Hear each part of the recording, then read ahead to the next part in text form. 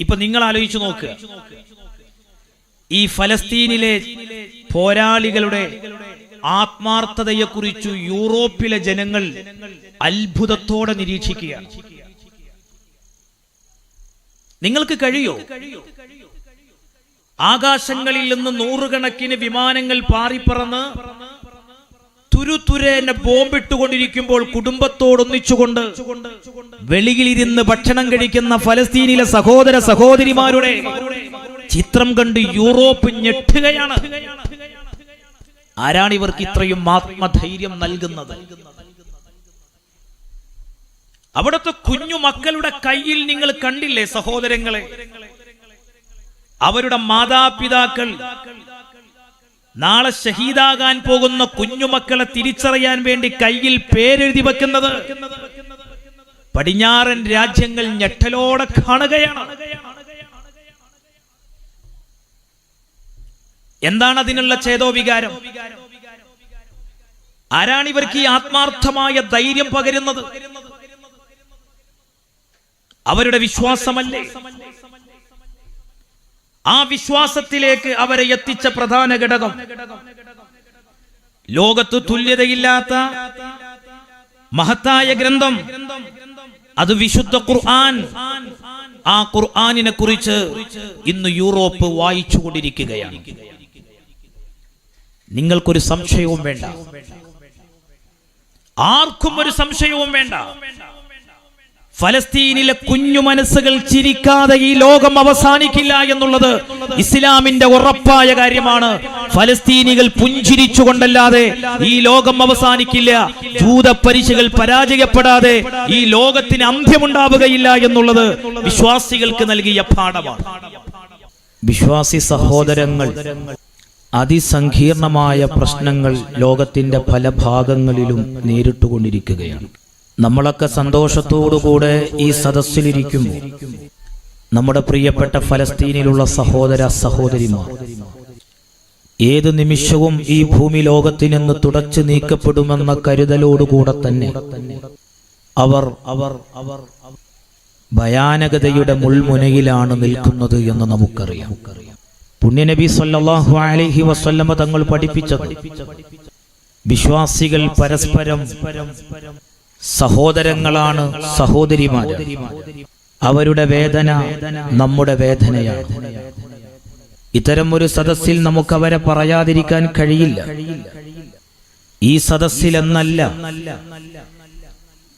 മനുഷ്യർ ഒരുമിച്ചു കൂടുന്ന സകല സദസ്സുകളിലും ധാർമ്മികതയ്ക്ക് വേണ്ടി, നീതിക്ക് വേണ്ടി, മനുഷ്യർക്ക് വേണ്ടി സംസാരിച്ചു കൊണ്ടേയിരിക്കണം. എന്റെ വിഷയം അതല്ലാത്തതുകൊണ്ട് ഞാൻ ഇപ്പോൾ അങ്ങോട്ട് കടന്നു ചെന്ന് സംസാരിക്കുന്നില്ല.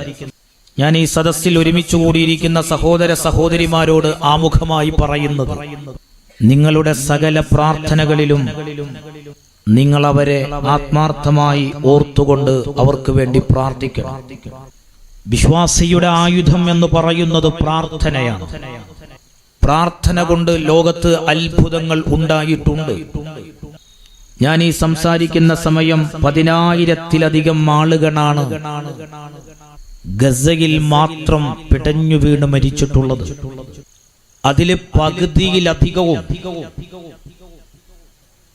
കുട്ടികളാണ്, സ്ത്രീകളാണ്.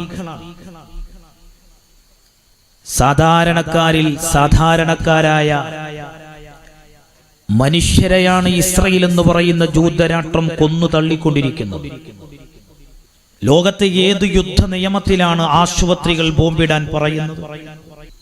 കുട്ടികൾ പഠിക്കുന്ന സ്കൂൾ കെട്ടിടങ്ങൾക്കു നേരെ, പരിക്കുപറ്റി ചികിത്സ തേടിയെത്തുന്ന ആശുപത്രികൾക്കു നേരെ, അഭയാർത്ഥി ക്യാമ്പുകളിലേക്ക് പോകുന്ന അഭയാർത്ഥികൾക്ക് നേരെയും വംശഹത്യ ലക്ഷ്യമാക്കിക്കൊണ്ട് ഇസ്രായേൽ എന്ന് പറയുന്ന ലോകത്തെ ഏറ്റവും വലിയ തമ്മാടി രാഷ്ട്രം ഫലസ്തീനിനെ ഇല്ലാതെയാക്കിക്കൊണ്ടിരിക്കുകയാണ്. ചിലരെങ്കിലും ചോദിക്കുന്നത്, ഹമാസ് തുടങ്ങി വെച്ചതുകൊണ്ടല്ലേ ഇപ്പോൾ ഇസ്രായേൽ ആക്രമിക്കുന്നത് എന്നാണ്. ആ ചോദ്യം ചോദിക്കുന്നവർ ഫലസ്തീനിന്റെ ചരിത്രം അറിയാത്തവരാണ്. എന്റെ സംസാര വിഷയം അതല്ലാത്തതുകൊണ്ട് ഞാൻ ഇപ്പോൾ അങ്ങോട്ട് കടന്നു ചെന്ന് സംസാരിക്കുന്നില്ല. ഫലസ്തീനിന്റെ ചരിത്രം അറിഞ്ഞാൽ, ജൂത കുടിയേറ്റത്തിന്റെ നാൾവഴികളുടെ നാളുകളെ കുറിച്ചറിഞ്ഞാൽ, സ്വന്തം രാജ്യത്തിന്റെ അസ്തിത്വം വീണ്ടെടുക്കുന്നതിന് വേണ്ടി ഫലസ്തീനികൾ നടത്തുന്ന, ഹമാസ് പോരാളികൾ നടത്തുന്ന ചെറുത്തുനിൽപ്പുകളെ, അന്നം കഴിക്കുന്ന, ഭക്ഷണം കഴിക്കുന്ന, മാനുഷികതയോട് അനുകമ്പമുള്ള ഒരാൾക്ക് പോലും ആ അക്രമങ്ങളെ തീവ്രവാദ പ്രവർത്തനം എന്ന് പറയാൻ സാധിക്കില്ല. ഏതായിരുന്നാലും നമ്മൾ മനസ്സിലാക്കണം, ഈ ഗസ എന്ന് പറയുന്നത് ഒരു ചെറിയ തുരുത്താണ്. ആ സാധനം, അതിന്റെ നീളം 41 കിലോമീറ്റർ, അതിന്റെ വീതി 10 കിലോമീറ്ററേ ഉള്ളൂ. ഇത്രയും ഒരു ചുരുങ്ങിയ സ്ഥലത്താണ് 20 ലക്ഷത്തിലധികം ആളുകൾ അവിടെ താമസിക്കുന്നത്. ആ താമസം എന്ന് പറഞ്ഞാൽ അവർ ഫ്ലാറ്റുകളിലാണ് താമസിക്കുന്നത്. എത്ര ഒരു ഇടുങ്ങിയ കുടുസായ രീതിയിലുള്ള ജീവിത രീതിയാണ് അവർക്കുള്ളത്. അങ്ങനെയുള്ള ഗസയിലെ ജനങ്ങളോടാണ് ഇസ്രയേൽ പറയുന്നത് 24 മണിക്കൂറിനകം വടക്കൻ ഗസയിലുള്ള ആളുകൾ തെക്കൻ ഗസയിലേക്ക് പോകണം എന്ന് വെച്ചാൽ ഈ വടക്കൻ ഗസയിൽ 20 ലക്ഷം ആളുകൾ ഒതുങ്ങിക്കഴിഞ്ഞോളണം. 24 മണിക്കൂർ കൊണ്ട് ഈ പലായനം സാധ്യമാണോ? വളരെ അധികം വേദനാജനകമായ വാർത്തകളാണ്, ചിത്രങ്ങളാണ് നമുക്ക് അവിടുന്ന് ലഭ്യമാകുന്നത്. ഞാൻ എന്തിനാ ഇതുപോലെയുള്ള ഒരു സദസ്സിൽ ഫലസ്തീനികളെ കുറിച്ചു പറഞ്ഞെന്റെ സംസാരം തുടങ്ങിയത് എന്ന് ചോദിച്ചാൽ, നമുക്ക് അങ്ങനെയെങ്കിലും അവരോട് നയിക്കപ്പെടണ്ടേ? ഈ കായംകുളത്തുകാരായ നമുക്ക് ഫലസ്തീനികൾക്ക് വേണ്ടി എന്ത് ചെയ്യാൻ കഴിയും? മനമുരുകി ഇൻഷാ അല്ലാഹ് ഈ സദസ്സിന്റെ സമാപനത്തിൽ നിങ്ങൾ ആമീൻ പറയുന്ന രീതിയിൽ നമുക്ക് കൂട്ടു പ്രാർത്ഥന നടത്തണം. അങ്ങനെയെങ്കിലും നമുക്ക് ഐക്യപ്പെടാൻ കഴിയണം. ഞാൻ എന്റെ സഹോദരങ്ങളോട് പറയട്ടെ, എന്തുകൊണ്ടാണ് മുസ്ലിമീങ്ങൾ പീഡിപ്പിക്കപ്പെട്ടുകൊണ്ടിരിക്കുന്നത്? എന്തുകൊണ്ടാണ് മുസ്ലിമീങ്ങൾ പ്രതിസന്ധി നേരിട്ടുകൊണ്ടിരിക്കുന്നത്? എന്തുകൊണ്ടാണ് മുസ്ലിമീങ്ങൾ പരീക്ഷണങ്ങൾ നേരിട്ടുകൊണ്ടിരിക്കുന്നത്? ലോകത്തിന്റെ സൃഷ്ടാവ് അല്ലാഹുവല്ലേ? ലോകം അടക്കി ഭരിക്കുന്നവനും നിയന്ത്രിക്കുന്നവനും ഉടയ തമ്പുരാനായ അല്ലാഹുവാണ്. അല്ലാഹുവിന്റെ നിയന്ത്രണത്തിലാണ് ഈ ലോകം മുഴുവനും ഉള്ളത്. ലോകത്തിലുള്ള സകല മനുഷ്യരുമുള്ളത്, സകല ഭരണാധികാരികളുമുള്ളത്. എന്നിട്ടും എന്തേ? അങ്ങനെയൊക്കെ ചിന്തിക്കുന്ന ആളുകളാണ് ഇപ്പോഴുള്ളത്. എന്തുകൊണ്ടാണ് ഫലസ്തീനികളെ അള്ളാഹു സഹായിക്കാൻ ഇറങ്ങാത്തത് എന്ന് ചിന്തിക്കുന്നവരുണ്ടാകാം.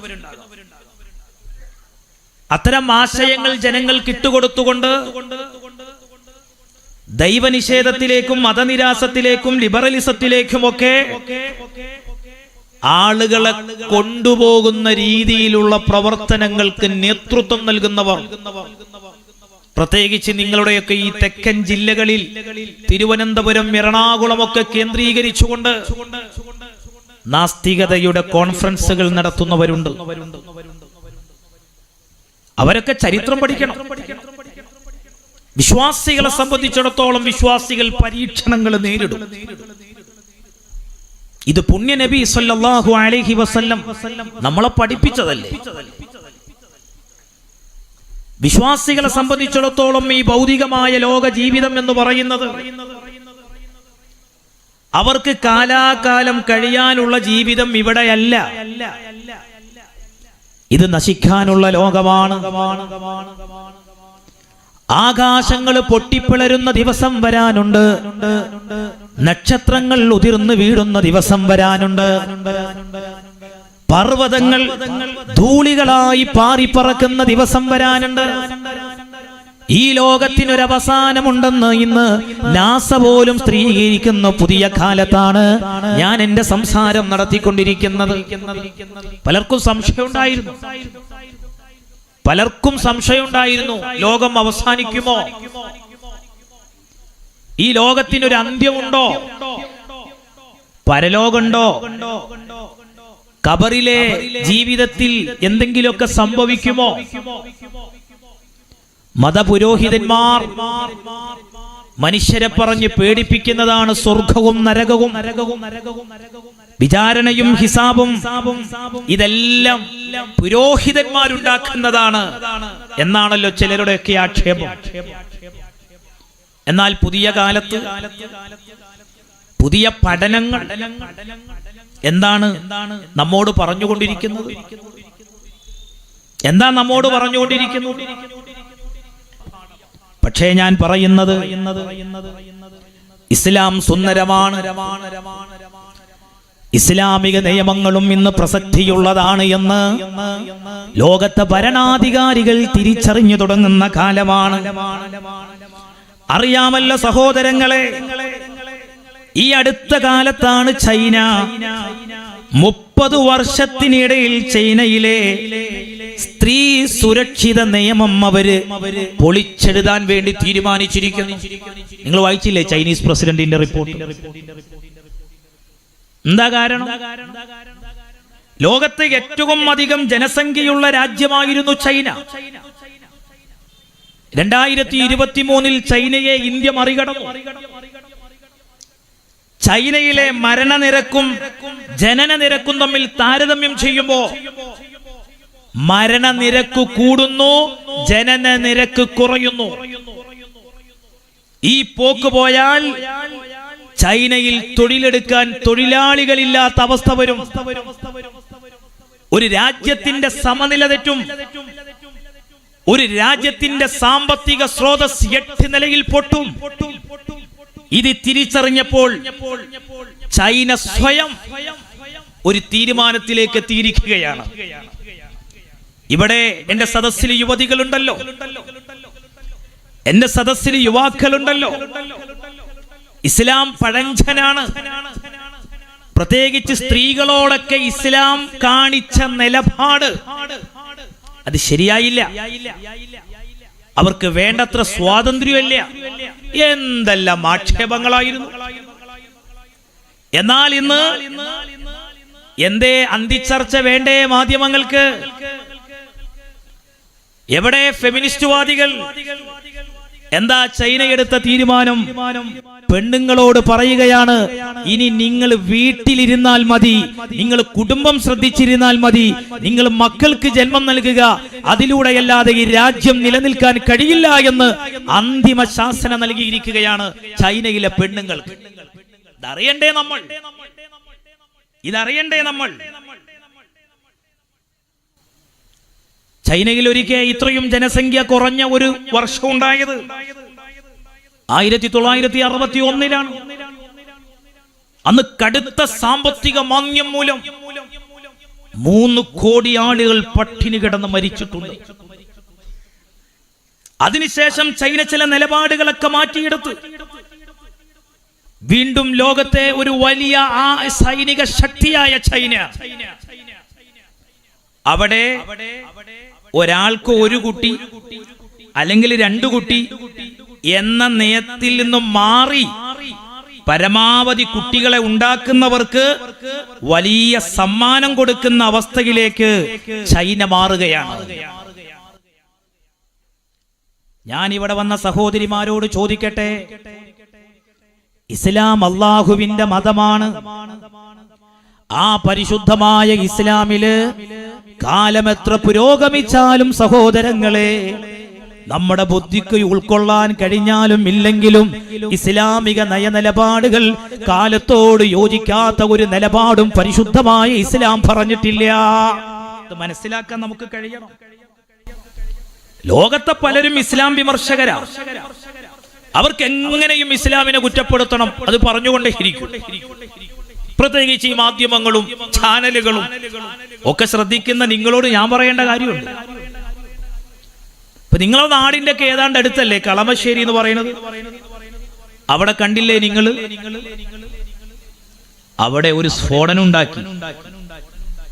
ഈ കേരളത്തിലെ 3.5 കോടി ജനങ്ങളെ പ്രാർത്ഥന എന്തായിരുന്നു എന്നറിയോ? മനുഷ്യത്തുള്ളവർ പ്രാർത്ഥിച്ചത് എന്താണെന്നറിയോ? അതിൽ കുരിശനിഞ്ഞ ക്രിസ്ത്യാനിയുണ്ട്, പൊട്ടുധരിച്ച ഹിന്ദുണ്ട്, തൊപ്പിധരിച്ച മുസ്ലിമുണ്ട്. എല്ലാവർക്കും ഒരൊറ്റ പ്രാർത്ഥന ഉണ്ടായിരുന്നുള്ളൂ. അതിലെ പ്രതി ഒരു മുസ്ലിം പേരുള്ള ഒരാളാകരുത് എന്ന്.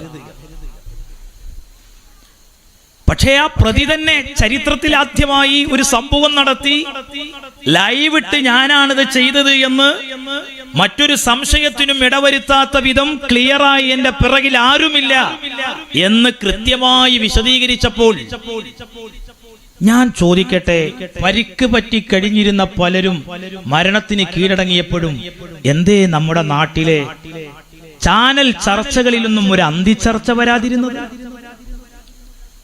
മാർട്ടിന്റെ മതം തേടി പോകണ്ടേ? അതിലേക്ക് എത്തിച്ച ഐഡിയോളജി ചർച്ച ചെയ്യണ്ടേ? അതേ സമയത്ത് നിങ്ങൾ ആലോചിച്ചു നോക്കൂ, ഇതൊക്കെ ഈ നാട്ടിലെ ജനങ്ങൾക്കറിയാം.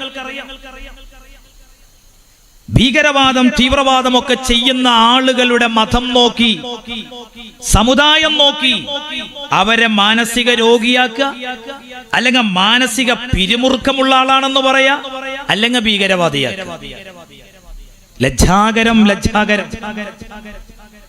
അപ്പൊ ഞാൻ പറഞ്ഞു വന്നത്, ഇതൊന്നും ചർച്ചയാവൂല. അതേ സമയത്ത് ചർച്ചയുണ്ട്. മുസ്ലിം പെണ്ണുങ്ങൾക്ക് സ്വാതന്ത്ര്യമില്ല. എന്തെല്ലാം പുകിലുകൾ ഉണ്ടാക്കി ഇവിടെ, എന്തെല്ലാം ചർച്ചകൾ ഉണ്ടാക്കി. സുബ്ഹാന ജല്ല ജലാലു. ഇന്നലെയോ മിനിഞ്ഞാന്നൊരു ദിവസം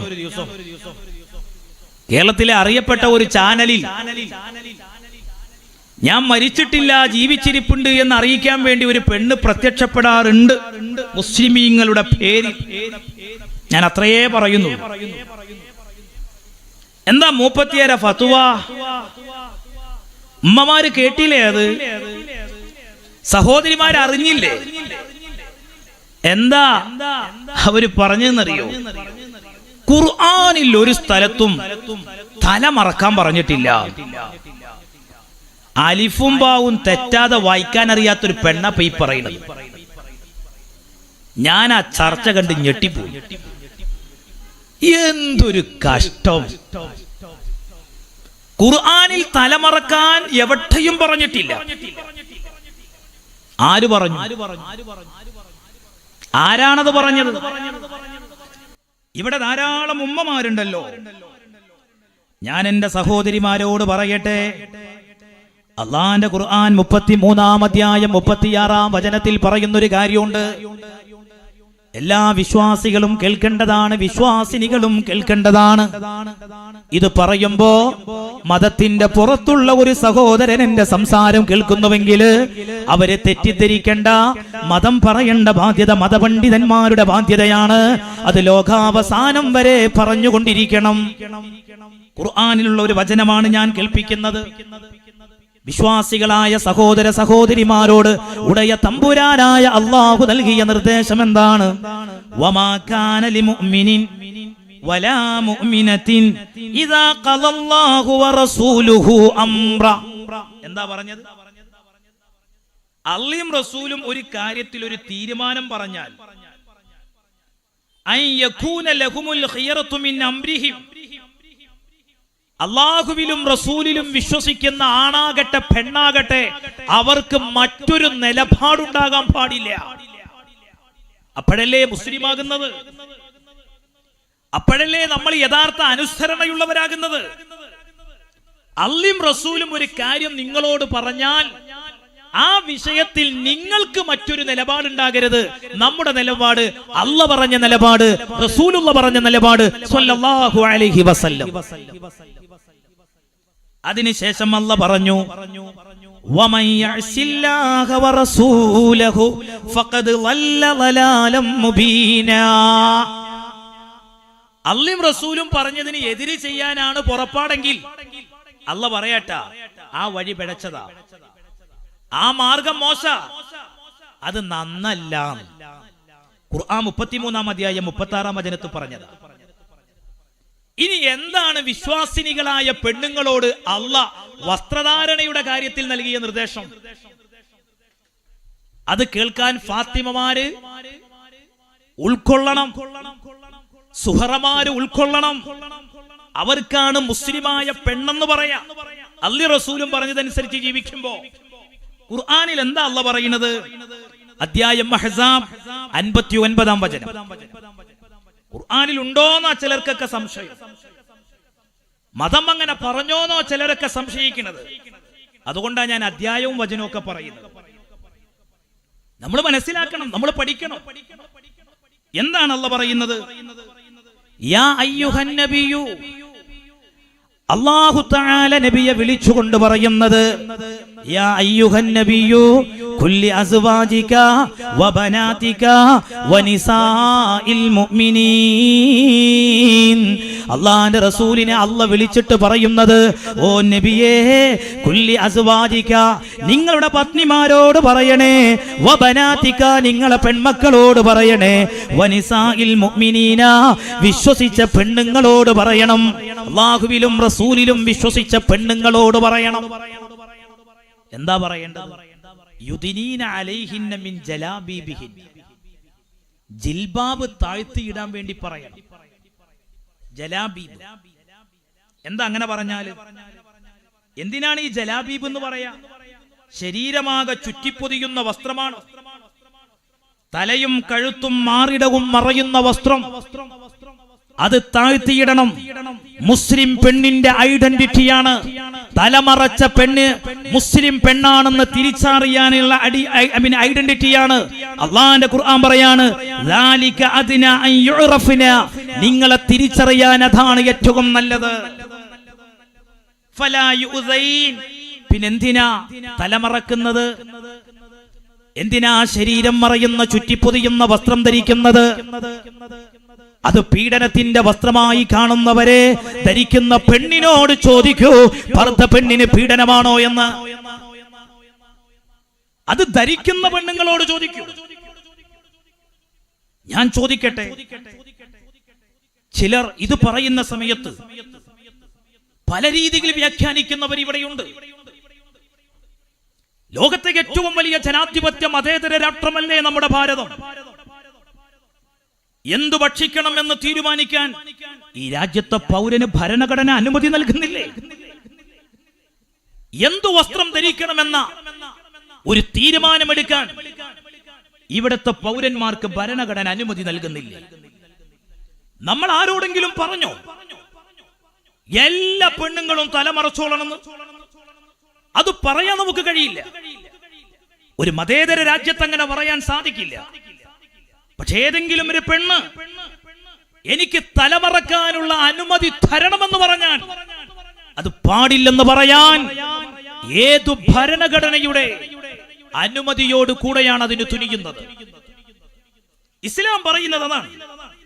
പെണ്ണുങ്ങളെ, നിങ്ങൾ ശരീരം മറക്കണം.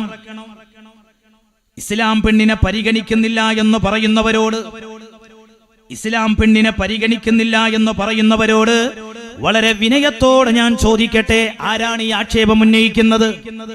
അവരെങ്ങനെയാണ് പെണ്ണിനെ കണ്ടിരുന്നത്? പിതാ രക്ഷിത് കൗമാരേ ഭർത്താ രക്ഷിത് യൗവരേ പുത്രോ രക്ഷിത് വാർദ്ധക്യൈ നസ്ത്രീ സ്വതന്ത്രമർഹതി.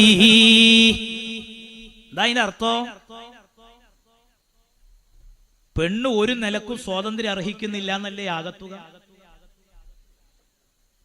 ഈ പറഞ്ഞ കക്ഷികൾ ഇസ്ലാമിലെ പെണ്ണിന് സ്വാതന്ത്ര്യമില്ല എന്ന് പറയുന്നുവെങ്കിൽ ഞാൻ എന്റെ സഹോദരിമാരോട് പറയട്ടെ, ഞാൻ എന്റെ ഉമ്മമാരോട് പറയട്ടെ, പ്രത്യേകിച്ച് എന്റെ ശബ്ദം കേട്ടുകൊണ്ടിരിക്കുന്ന ഈ സദസ്സിലുള്ള യുവതികളോട് പറയട്ടെ, നിങ്ങൾ തെറ്റിദ്ധരിക്കല്ല. ഇസ്ലാം പെണ്ണിനെ പരിഗണിക്കാത്ത മതമാണെന്ന് ധരിക്കല്ല. 6-ാം നൂറ്റാണ്ടിൽ അല്ലാഹുവിന്റെ റസൂല് പ്രബോധനം ചെയ്യുന്ന കാലം, ആ കാലത്തെ പെണ്ണിന്റെ ചരിത്രം വായിക്കണേ. എന്റെ പ്രിയപ്പെട്ട യുവതികളായ മുസ്ലിം സഹോദരിമാരോട് ഞാൻ പറയട്ടെ, നിങ്ങൾ അല്ലാഹുവിന്റെ പരിശുദ്ധമായ ഖുർആനിലെ 16-ാം അധ്യായം 58-ാമത്തെ വചനം ഒന്ന് വായിച്ചു നോക്കൂ. അതിൽ അല്ലാഹ് പറയുന്നത് കാണാം, 6-ാം നൂറ്റാണ്ടിലെ പെണ്ണിനോട് ആ കാലത്തെ ജനത കാണിച്ചിരുന്ന സമീപനം, ആ കാലഘട്ടത്തിലെ പെണ്ണുങ്ങളോട് കാണിച്ചിരുന്ന നിലപാട് അല്ലാഹുവിന്റെ പരിശുദ്ധമായ ഖുർആനിൽ പറയുന്നുണ്ട്. സൂറത്തുൻ നഹ്ൽ 58-ാമത്തെ വചനത്തിൽ കാണാം, വഇദാ ബുശ്ശിറ അഹദുകും ബിൽ ഉൻസാ, പ്രസവിച്ചു വീണത് പെൺകുഞ്ഞാണെങ്കിൽ വല്ല വജുഹു മുസ്വദ്ദൻ വഹുവ കലീം, അപമാനഭാരം കൊണ്ട് അവരുടെ മുഖമാകെ കറുത്തുപോയിരുന്നു. അതായിരുന്നു 6-ാം നൂറ്റാണ്ടിലെ പെണ്ണിന്റെ അവസ്ഥ. ജനിച്ചു വീണത് പെൺകുഞ്ഞാണെങ്കിൽ അപമാനം സഹിക്കവയ്യാതെയായിട്ട് അവരുടെ മുഖത്തെ പ്രഭ നഷ്ടപ്പെടും. പുറത്തിറങ്ങാൻ മടി വരും, ആളുകളിലേക്ക് ഇറങ്ങില്ല. യതവാറാ മിനൽ ഖൗമി മിൻ സൂഇ മാ ബുശ്ശിറ ബിഹി അയുംസികുഹു അലാ ഹൂനിൻ അം യദുസ്സുഹു ഫിത്തുറാബ് അലാ സാഅ മാ യഹ്കുമൂൻ. 16-ാം അധ്യായം 59-ാം വചനം. എന്ത് ചെയ്യണം ഈ പെണ്ണിനെ? വെച്ചോണ്ടിരിക്കണോ? കുഴിയെടുത്ത് മണ്ണെടുത്ത് ആ കുഴിയിലേക്ക് തള്ളിയിട്ട് മണ്ണിട്ട് മൂടണം. എത്രയെത്ര പെൺകുഞ്ഞുങ്ങളെ ആ ജീവനോടെ കുഴിച്ചു മൂടിയത്. സ്ത്രീ ജന്മം ശാപമാണെന്ന് കണ്ടിരുന്ന 6-ാം നൂറ്റാണ്ടിലെ അപരിഷ്കൃത സമൂഹം. നമ്മുടെ നാട്ടിലേക്ക് വരാം. മാറുമറക്കാൻ പെണ്ണിന് അവകാശമുണ്ടായിരുന്നോ? ഇവിടെ സ്വത്തിൽ പെണ്ണിന് അവകാശമുണ്ടായിരുന്നു. എങ്ങനെയായിരുന്നു നമ്മുടെ ഭാരതത്തിലെ സ്ത്രീകൾ ഒരു കാലത്ത് കഴിഞ്ഞിരുന്നത്? ആരാണ് അവർക്ക് ശ്വസിക്കാനുള്ള ശുദ്ധവായു നൽകിയത്? ആരാണ് ഈ നിലപാടുകൾ മാറ്റിയത്? അവിടെയാണ് പെൺകുഞ്ഞുങ്ങളെ ജീവനോടെ കുഴിച്ചുമൂടിയിരുന്ന 6-ാം നൂറ്റാണ്ടിലെ കാട്ടാള ജനവിഭാഗത്തിന്റെ മുഖത്ത് നോക്കി ലോകത്ത് സിംഹഗർജനം നടത്തിയ ഒരു സ്ത്രീ വിമോചകനുണ്ട്. ആ സ്ത്രീ വിമോചകന്റെ പേരാണ് പരിശുദ്ധ റസൂൽ മുഹമ്മദ് മുസ്തഫ സല്ലല്ലാഹു അലൈഹി വസല്ലം. അവിടുന്ന് പറഞ്ഞത് എന്താണ്? ഇമാം തിർമിദി റിപ്പോർട്ട് ചെയ്യുന്ന ഹദീസിൽ കാണാം, മൻ കാന ലഹു സലാസു ബനാതിൻ ഔ സലാസു അഖവാതിൻ ഔ ഇബ്നതാനി ഔ ഉഖ്താനി ഫഅഹ്സന സുഹ്ബതഹുന്ന വത്തഖല്ലാഹ ഫീഹിന്ന ഫലഹുൽ ജന്ന. ജീവനോടെ പെണ്ണുങ്ങളെ കുഴിച്ചു മൂടിയിരുന്ന 6-ാം നൂറ്റാണ്ടിലെ അപരിഷ്കൃത സമൂഹത്തോട് അല്ലാഹുവിന്റെ റസൂല് പറയുന്നത്, നിങ്ങൾ 2 പെൺമക്കളെ അല്ലെങ്കിൽ 3 പെൺമക്കളെ സഹോദരിമാരെ നിങ്ങൾ വളർത്തുകയാണെങ്കിൽ, അവർക്ക് വിവാഹപ്രായമെത്തുമ്പോൾ അവരെ കെട്ടിച്ചു വിടുകയാണെങ്കിൽ, അവരെ കാര്യത്തിൽ പടച്ചതമ്പുരാനെ പേടിച്ചുകൊണ്ട് ജീവിക്കുകയാണെങ്കിൽ നിങ്ങൾക്ക് സ്വർഗമുണ്ടെന്ന് പഠിപ്പിച്ച നേതാവ്, ലോകം കണ്ട ഏറ്റവും വലിയ സ്ത്രീ വിമോചകൻ, അത് മുഹമ്മദ് മുസ്തഫ സല്ലല്ലാഹു അലൈഹി വസല്ലം. ആ നേതാവാണോ സ്ത്രീ വിരോധി? ആ നേതാവാണോ സ്ത്രീ വിരോധി? ഞാൻ ചോദിക്കട്ടെ, മാതാവിന്റെ കാൽ കീഴിലാണ് സ്വർഗമെന്ന് പഠിപ്പിച്ച ഒരു മതം എങ്ങനെയാണ് സ്ത്രീ വിരുദ്ധത അവതരിപ്പിക്കുന്നു എന്ന് പറയുന്നത്? മാതാവിന്റെ കാൽ ചുവട്ടിലാണ് സ്വർഗം. ഇന്നും നിങ്ങൾക്ക് കണക്കെടുക്കാം. നിങ്ങളുടെ ഈ തെക്കൻ ജില്ലയിൽ നിങ്ങൾ കണക്കെടുക്ക്. ഈ ആലപ്പുഴ ജില്ലയിൽ, തൊട്ടടുത്ത കൊല്ലം ജില്ലയിൽ, കോട്ടയം ജില്ലയിൽ, ഈ പരിസരത്തെ ജില്ലകൾ നിങ്ങൾ എടുക്കുക. അവിടെയുള്ള വൃദ്ധസദനങ്ങളിൽ ഒരു പക്ഷേ നിങ്ങൾക്ക് കുറഞ്ഞു കാണാൻ കഴിയുന്നത് മുസ്ലിം കമ്മ്യൂണിറ്റിയിൽപ്പെട്ടവരെ ആയിരിക്കും. തീരെയില്ല എന്നല്ല ഞാൻ പറയുന്നത്. മാതാപിതാക്കൾ ഭാരമായി കാണുന്ന മക്കൾ ഇന്നുണ്ട്. അവർ ഏറെ ഭയപ്പെടണം അല്ലാഹുവിന്റെ പരലോകത്തെ. പ്രായമാകുന്ന മാതാപിതാക്കളെ അവഗണിക്കുന്നവർ, അവർ നരകം ഭയപ്പെടണം. അവർക്ക് കൊടുക്കേണ്ട പരിഗണന എത്രത്തോളമാണ്? മുത്തുനബിയുടെ അടുത്തൊരു സ്വഹാബി വന്നില്ലേ, യുദ്ധത്തിന് പോകാനുള്ള കൊതി കൊണ്ട്, ജിഹാദിനുള്ള ആഗ്രഹം കൊണ്ട്, അവിടെ വെച്ച് രക്തസാക്ഷിയാകാനുള്ള മോഹം കൊണ്ട് പുണ്യനബി സല്ലല്ലാഹു അലൈഹി വസല്ലം ആ സ്വഹാബിയോട് ചോദിച്ച ചോദ്യം എന്താണെന്നറിയോ? എന്താ ചോദിച്ചത്? വാപ്പിയമ്മയൊക്കെ ഉണ്ടോന്ന് ചോദിച്ചു. ഉണ്ട് നബി. പ്രായവരാണോ? അതെ നബിയെ. ഓല നോക്കിയാ മതി, അവരെ പരിപാലിച്ചാ മതി, അതിനേക്കാളും വലിയ കൂലി ഇതിനില്ലട്ടോ. അതാ മുത്തുനബി സല്ലല്ലാഹു അലൈഹി വസല്ലം. ഞാൻ എൻ്റെ സഹോദരിമാരോട് പറയട്ടെ, വാട്സപ്പുകളിലൂടെ നമ്മൾ ചില ക്ലിപ്പുകൾ കാണാറുണ്ട്. പ്രായമായ അമ്മയെ, പ്രായമായ ഉമ്മയെ വെളിയിലേക്ക് തള്ളിയിട്ട് ചുടുവെള്ളം മുഖത്തൊഴിക്കുന്ന മരുമകളുടെ ചിത്രം, സ്വത്തിനു വേണ്ടി പിതാവിനെ തല്ലിക്കൊല്ലുന്ന മക്കളുടെ ചിത്രം. എത്ര വേദനാജനകമായ കാര്യമാണ്. അവിടെയാണ് നമ്മൾ മനസ്സിലാക്കേണ്ടത്.